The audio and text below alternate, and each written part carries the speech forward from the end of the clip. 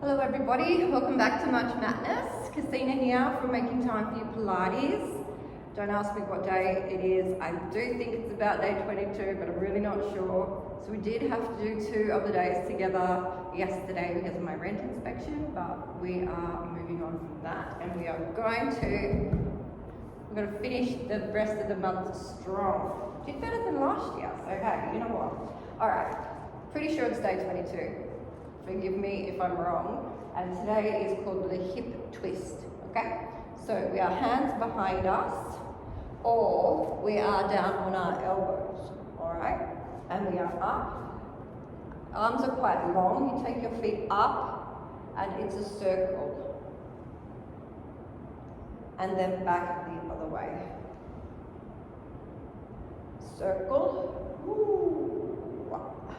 and back the other way. I'll do that on the lower level. Move down, circle. It's harder on the down. And the other way. One more. It's a circle. And the other way. And that is hip twist.